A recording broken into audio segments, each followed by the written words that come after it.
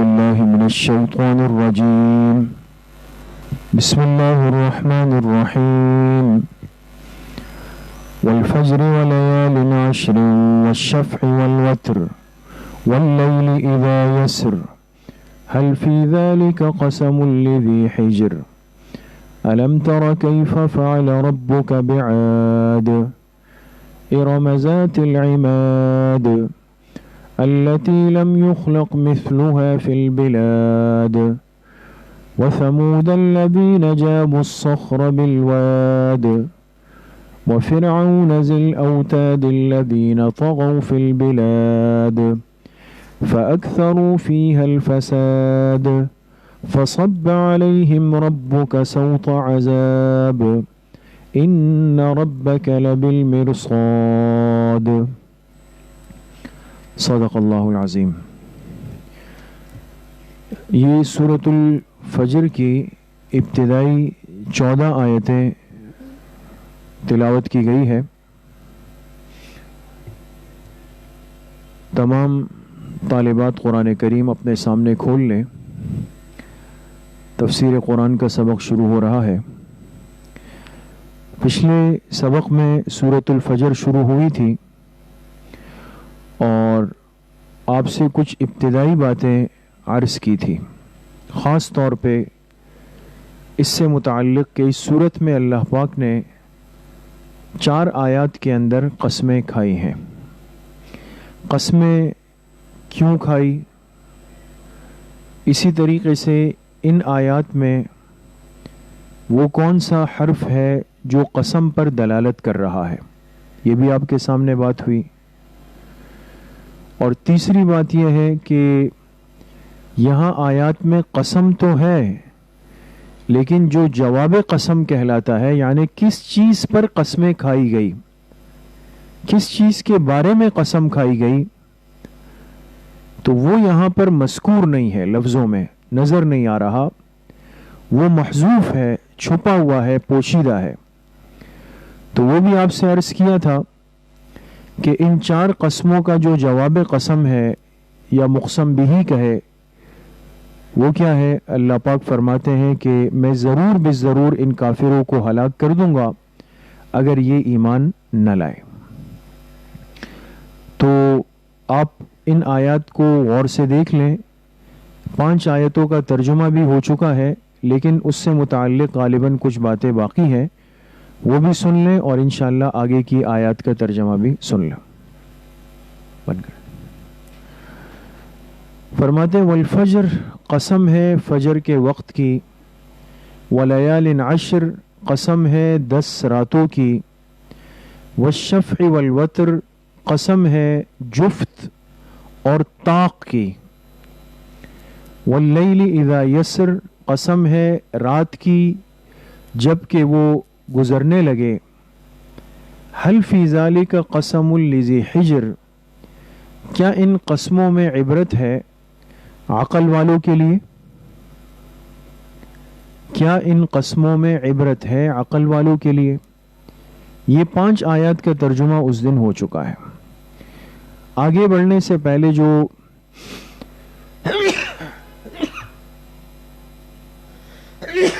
الحمدللہ اس سے متعلق جو باتیں ہیں وہ سن لیں. فجر کی قسم کھائی پہلی آیت میں. تو فجر سے مراد کیا ہے؟ 3 مطلب اس کے لکھیں کہ فجر سے مراد کیا ہے. 3 مطلب ہے، اس کو لکھ لیں. نمبر 1، فجر سے مراد ہے صبح صادق. صبح صادق. دوسرا مطلب ہے کہ فجر سے مراد ہے فجر کی نماز. فجر کی نماز. تیسرا قول یہ ہے کہ فجر سے مراد ہے یوم النحر کی فجر. یوم النحر. یوم النحر کس کو کہتے ہیں؟ 10 ذی الحجہ، جو قربانی کا پہلا دن ہوتا ہے نا. جو 3 دنوں میں جو قربانی ہم کرتے ہیں وہ کون سی تاریخ ہوتی ہے؟ ذی الحجہ کی 10، 11 اور 12. یہ 3 دن عید الاضحیٰ کہلاتے ہیں. تو جو اس کا پہلا دن ہے یعنی 10 ذی الحجہ، 10 ذی الحجہ جو قربانی کا پہلا دن ہے یہ ہے یوم النحر. تو اس یوم النحر کے فجر کی قسم اللہ پاک نے کھائی ہے. ٹھیک ہے, تو فجر میں کتنے قول ہو گئے کہ فجر سے مراد کیا ہے؟ 3 قول. یا تو فجر سے مراد صبح صادق کا وقت ہے, یا فجر سے مراد فجر کی نماز ہے, یا فجر سے مراد کس دن کی فجر ہے؟ یوم النحر یعنی قربانی کے پہلے دن کی فجر کی قسم کھائی. یہ بات ہو گئی. آگے فرمایا وَلَيَالٍ عَشْرٍ, قسم ہے 10 راتوں کی. تو 10 راتوں سے مراد کیا ہے؟ کون سی راتیں ہیں؟ اس میں بھی 3 قول ہیں. کون سی 10 راتیں ہیں جن کی قسم اللہ پاک کھا رہے؟ ایک قول یہ ہے نمبر 1 کہ ذوالحجہ کا پہلا عشرہ. ذوالحجہ جو اسلامی سال کا آخری مہینہ ہوتا ہے قربانی والا, آپ جانتے ہیں کہ اس عشرے کی بہت بڑی فضیلت ہے. ذی الحجہ کا جو پہلا عشرہ ہوتا ہے اس میں مسلمان روزے بھی رکھتے ہیں, رات کو عبادت بھی کرتے ہیں, اور اس کے ایک روزے کو 1 سال کے برابر فرمایا گیا. اس کی ایک رات کی عبادت کو لیلۃ القدر کی عبادت کے برابر فرمایا گیا. تو بڑا قیمتی عشرہ ہے. تو پہلا قول یہ کہ اس سے مراد کون سی 10 راتیں ہیں؟ ذوالحجہ کا پہلا عشرہ. نمبر 2, اس سے مراد رمضان کا آخری عشرہ ہے. یہ دوسرا قول ہے. رمضان المبارک کا پورا مہینہ بہت ہی بابرکت اور قیمتی ہے, لیکن پھر اس میں سب سے قیمتی عشرہ کون سا ہے؟ آخری عشرہ. 21 رمضان سے 30 رمضان یا 29 رمضان تک جو ہے, جس میں اعتکاف بھی ہوتا ہے, جس میں لیلۃ القدر بھی ہے, سارے اعمال اس میں جمع ہیں. تو دوسرا قول یہ کہ اس سے مراد رمضان کا آخر عشرہ ہے. تیسرا قول یہ ہے کہ لیال عشر سے مراد محرم الحرام کا پہلا عشرہ ہے. جو محرم کا مہینہ ہے, چونکہ یہ مہینہ بھی بڑی فضیلت والا ہے, اس میں روزوں کی بھی بڑی فضیلت ہے, خاص طور پہ 9-10 محرم کے روزوں کی فضیلت بھی ہے. تو بعض حضرات نے فرمایا کہ اس 10 راتوں سے مراد محرم الحرام کے مہینے کا پہلا عشرہ ہے. ہو گئی بات. آگے فرمایا والشفع والوتر, قسم ہے جفت کی اور طاق کی. اب جفت اور طاق کا کیا مطلب ہے؟ امید ہے کہ آپ کے علم میں ہوگا, میں مختصراً عرض کر دیتا ہوں, آسان. دیکھیں, جفت جیم فا اور تا, جفت کس کو کہتے ہیں؟ جفت اس عدد کو کہتے ہیں جو تقسیم ہو سکے, جو تقسیم ہو سکے. اور طاق اس عدد کو کہتے ہیں جو کہ تقسیم نہ ہو سکے مگر یہ کہ اس کو توڑنا پڑے گا. جفت وہ ہے جو تقسیم ہو سکے, طاق وہ ہے جو تقسیم نہیں ہو سکتا مگر یہ کہ اس کو توڑنا پڑے گا. مثال کے طور پہ, اب مثال دے رہا ہوں, توجہ سے سنیں. آپ کو 10 روپے دیے گئے, 10 روپے کا نوٹ, اور کہا گیا کہ بھئی یہ 2 بچوں میں بانٹ دیجئے گا. تو 10 کا نوٹ تقسیم ہو سکتا ہے؟ ہو سکتا ہے نا. 5-5 روپے بانٹ دیے, بالکل برابر ہے نا. بیچ میں کوئی 58 54 کوئی آئی نہیں آئی. تو 10 کو تقسیم کر سکتے ہیں, 8 کو تقسیم کر سکتے ہیں, 6 کو تقسیم کر سکتے ہیں, 4 کو تقسیم کر سکتے ہیں, 2 کو تقسیم کر سکتے ہیں.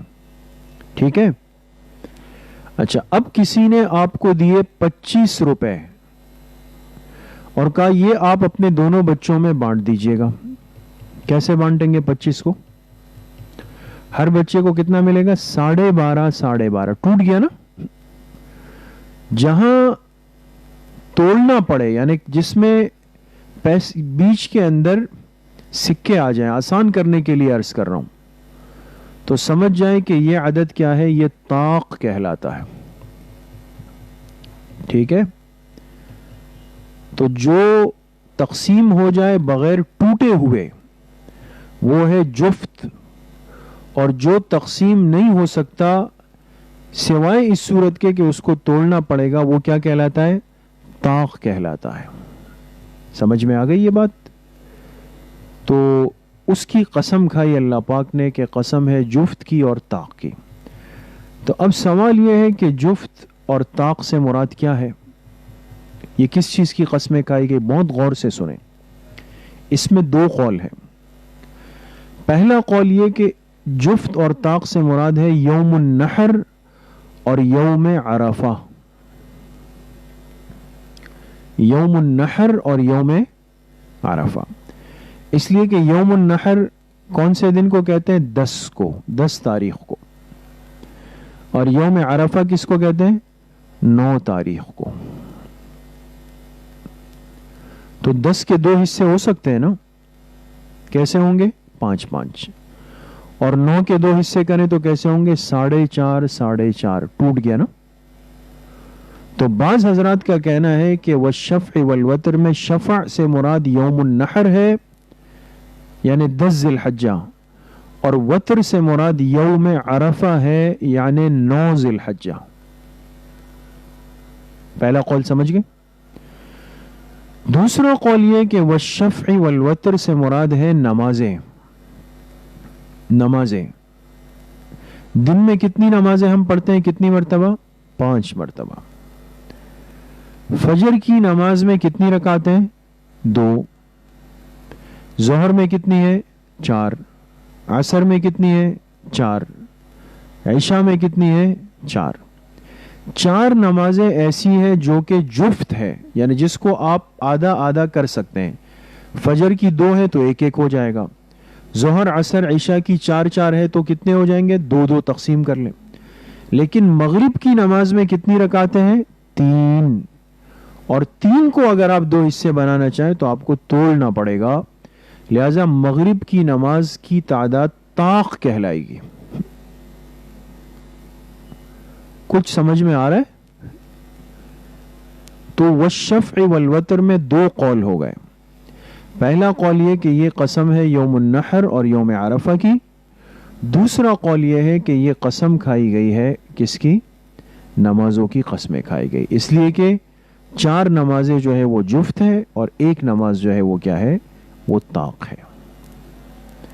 یہ ہو گئی بات۔ یہ ضروری باتیں تھیں جو آپ سے عرض کرنا بہرحال یہاں پر ضروری تھا۔ باقی یہ بات آپ سے اس دن عرض کر دی تھی، امید ہے کہ آپ نے لکھ لی ہوگی کہ ان قسموں کے کھانے کا مقصد کیا ہے، اللہ پاک نے یہ قسمیں کیوں کھائی۔ آپ نے لکھ لیا ہوگا کہ ان قسموں کے ذریعے سے اللہ پاک انسانی شعور کی غفلت کو جھنجھوڑنا اور متنبہ کرنا چاہتے ہیں۔ ان قسموں کے ذریعے اللہ تعالیٰ انسانی شعور کی غفلت کو جھنجھوڑنا اور متنبہ کرنا چاہتے ہیں۔ جیسے دنیا میں ایک انسان کو آپ کوئی بات کہے وہ نہیں مانے تو ہم کہتے ہیں یار قسم کھا رہا ہوں میں نے یہ کام نہیں کیا، تو وہ ایک دم اچھل جائے گا نا، کہے گا وایو اللہ کے نام کی قسم کھا رہے۔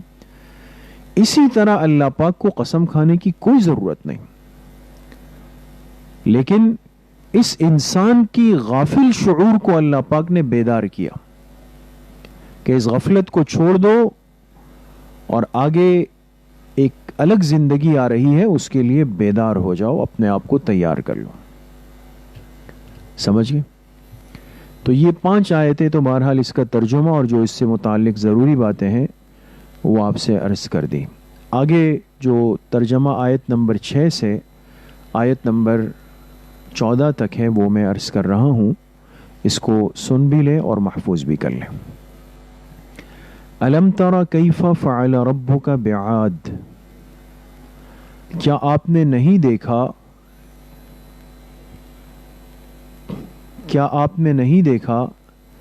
کہ آپ کے رب نے قوم عاد کے ساتھ کیا معاملہ فرمایا؟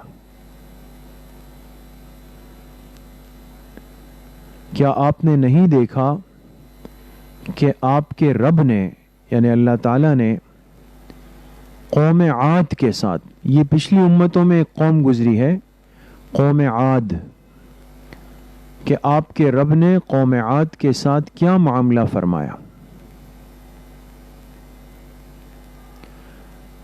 ارم ذات العماد. اب یہ جو آگے ارم کا لفظ آ رہا ہے نا، ارما، یہ اسی قوم عاد کا ایک تعارف ہے. ایسے دنیا میں اگر کوئی آپ سے پوچھ لے، ایک مثال دے رہا ہوں کہ بھئی آپ کس زبان والے ہیں، تو آپ کہیں کہ جی میں اردو اسپیکنگ ہوں، یا میں پنجابی اسپیکنگ ہوں، یا پشتو اسپیکنگ ہوں، یا سندھی اسپیکنگ ہوں، یا بلوچی اسپیکنگ ہوں، کوئی بھی ہوں. تو پھر وہ آپ سے پوچھے اچھا بھئی آپ کی کاسٹ کیا ہے، یعنی آپ کس قوم کے ہیں. پنجابی ہے تو اس میں مختلف اقوام ہے، پشتو میں مختلف ہیں، اردو میں مختلف ہیں، ہے نا. یہ صرف سمجھانے کے لیے باتیں عرض کر رہا ہوں، ورنہ ان باتوں کی شریعت میں، دین میں کوئی حیثیت اور حقیقت نہیں ہے. تو قوم عاد ان کا تعلق کس سے تھا؟ اللہ پاک ان کے تعارف کے لیے فرمائے ارما. آگے ترجمہ لکھیں، جو ارم کی نسل سے تھے. ارم کی، یہ ارم یہ نام ہے.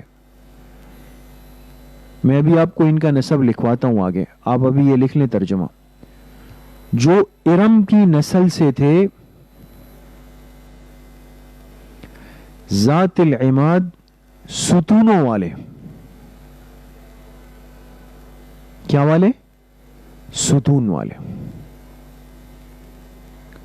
ستونوں والے تھے. التی لم یخلق مثلها فی البلاد، جن کی طرح نہیں پیدا کیے گئے شہروں میں یا ملکوں میں. جن کی طرح نہیں پیدا کیے گئے فی البلاد، شہروں میں یا ملکوں میں.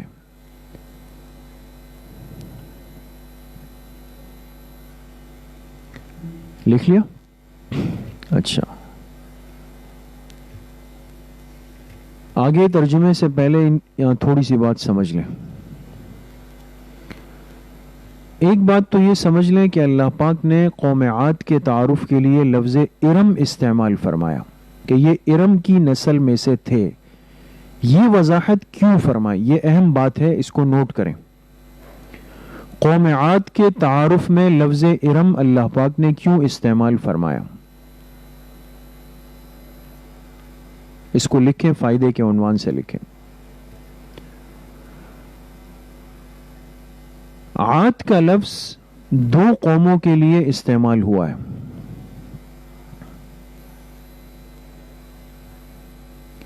عاد کا جو لفظ ہے عاد، یہ دو قوموں کے لیے استعمال ہوا.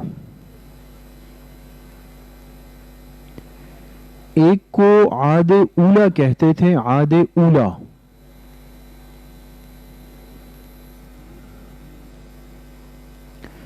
ایک کو عاد اولا کہتے تھے.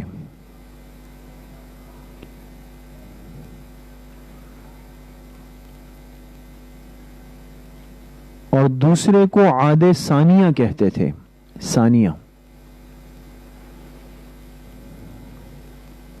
ایک کو عاد اولا کہتے تھے اور ایک کو عاد ثانیہ کہتے تھے. عاد اولا جو تھے یہ ارم کی نسل سے ہے. یہ ارم کی نسل سے ہے.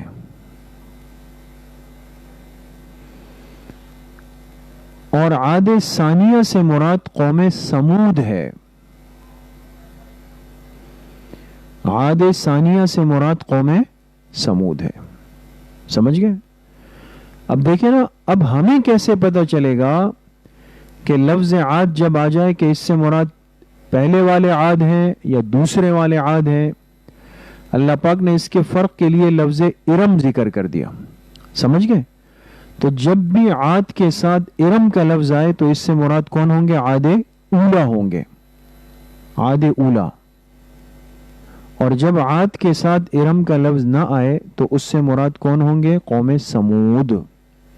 یہ فرق سمجھانے کے لیے اللہ پاک نے لفظ ارم کو یہاں پہ ذکر فرمایا.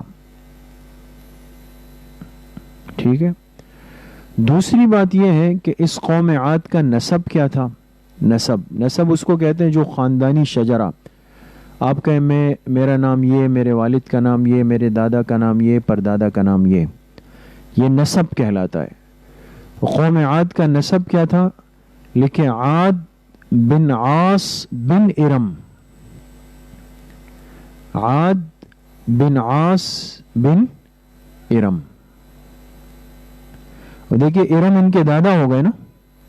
عاد کے والد ہیں عاص صاد کے ساتھ، اور عاص کے والد ہیں ارم. تو یہ ارم عاد کے کیا ہو گئے؟ دادا ہو گئے. ٹھیک ہے. تیسری بات یہ ہے کہ یہاں پہ فرمائے ذات العماد. آپ نے ترجمہ کیا جو ستونوں والے تھے. کیا مطلب؟ لکھیں ستونوں سے مراد ان کے بڑے بڑے قد ہیں.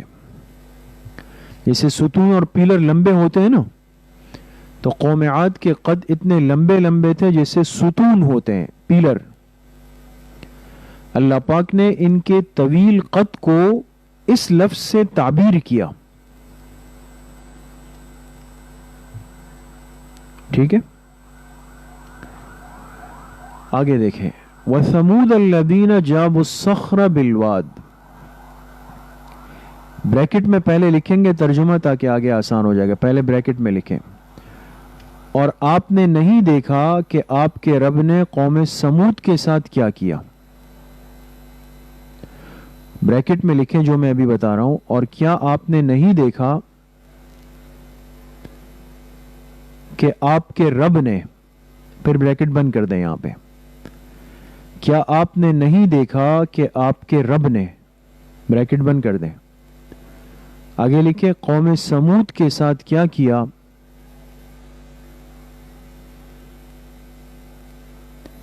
جنہوں نے چٹانوں کو تراشا. جاب الصخرہ، صخر کہتے ہیں چٹان، پہاڑ. جنہوں نے چٹانوں کو تراشا. ان کے ہاتھ ناخن ایسے مضبوط تھے کہ پورے پورے چٹانوں کو تراشتے تھے. جنہوں نے چٹانوں کو تراشا بالواد. لکھیں وادی قرا میں. وادی قرا، قاف را یا اور یا پہ کھڑا زبر لگائیں. یہ جگہ کا نام ہے. ایک جگہ تھی جہاں قوم سمود رہتی تھی. جنہوں نے چٹانوں کو تراشا وادی قرا میں. ٹھیک ہے. وَفِرْعَوْنَ ذِي الْأَوْتَادِ. بریکٹ میں پہلے لکھیں اور کیا آپ نے نہیں دیکھا، کیا آپ نے نہیں دیکھا کہ آپ کے رب نے، بریکٹ بند کر دیں، آپ کے رب نے فرعون کے ساتھ کیا کیا. فرعون کے ساتھ کیا کیا؟ ذل اوتاد، جو کیلوں والا تھا. کیل جانتے ہیں نا، کیل جو دیوار میں لکڑیوں میں ٹھوکتے ہیں، کاف یا لام، جو کیلوں والا تھا. کیلوں والا اس کو کیوں کہا گیا؟ نیچے فائدے کے عنوان میں لکھیں یہ اپنے مخالفین کے ہاتھوں پیروں میں ظلمن کیل ٹھوکتا تھا. ظالم بادشاہ تھا. جو اس کا مخالف ہوتا نا تو اپنے مخالفین کے ہاتھوں میں پیروں میں کیل ٹھوک دیتا تھا. لکھ لیا؟ تو کیا آپ نے نہیں دیکھا کہ آپ کے رب نے فرعون کے ساتھ کیا کیا جو کیلوں والا تھا؟ الذین طغوا فی البلاد. الذین، اب دیکھیں پیچھے 3 تذکرے ہوئے، قوم عاد، قوم سمود اور فرعون. آگے الذین طغوا کا تعلق پیچھے ان تینوں سے ہے، اس لیے ترجمے میں جمع کا لفظ آئے گا کہ ان تینوں نے سرکشی اختیار کر رکھی تھی ملکوں میں. ان تینوں نے سرکشی اختیار کر رکھی تھی فی البلاد، ملکوں میں، یعنی اپنے اپنے علاقوں میں. جہاں رہتے تھے وہاں خوب سرکشی اختیار کر رکھی تھی. فَأَكْثَرُوا فِيهَا الْفَسَادَ، اور خوب فساد مچا رکھا تھا، اور خوب فساد مچا رکھا تھا.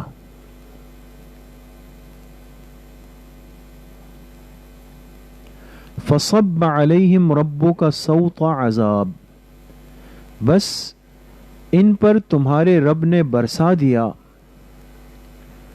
بس ان پر تمہارے رب نے برسا دیا. سوط عذاب، عذاب کا کوڑا،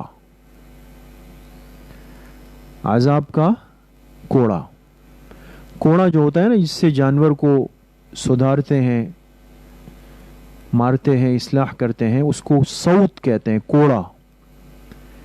تو ان پر تمہارے رب نے عذاب کا کوڑا برسا دیا. ان ربک لبالمرصاد، بے شک تمہارا رب وہ تاک میں ہے. تا الف کاف، تمہارا رب تاک میں ہے. دوسرا ترجمہ تمہارا رب گھات میں ہے. تمہارا رب گھات میں ہے. لکھ لیا؟ اب یہ جو آیت نمبر 14 ہوئی نا، ان ربک لبالمرصاد، اس پر ایک بات لکھ لیں، بس آخری بات. آیت نمبر 14 سے اشارہ کر دیا، آیت نمبر 14 سے اشارہ کر دیا کہ موجودہ شرارت کرنے والوں کو بھی عبرت پکڑنی چاہیے، کہ موجودہ شرارت کرنے والوں کو بھی عبرت پکڑنی چاہیے، ورنہ پچھلے جیسے حشر کے لیے تیار رہے، پچھلوں جیسے حشر کے لیے تیار رہے. جو انجام ان سے پہلوں کا ہوا نا، جو اللہ نے ذکر کیا، تو یہ بھی اس حشر کے لیے، انجام کے لیے پھر تیار رہے. ٹھیک ہے؟ تو یہ آیت نمبر 14 تک بہرحال ہو گیا سورۃ الفجر.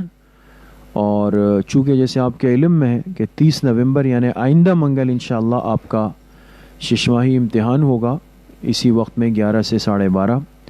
تو بس یہاں تک ششماہی کا سبق روک لیتے ہیں. آپ تیاری کریں، خوب تیاری.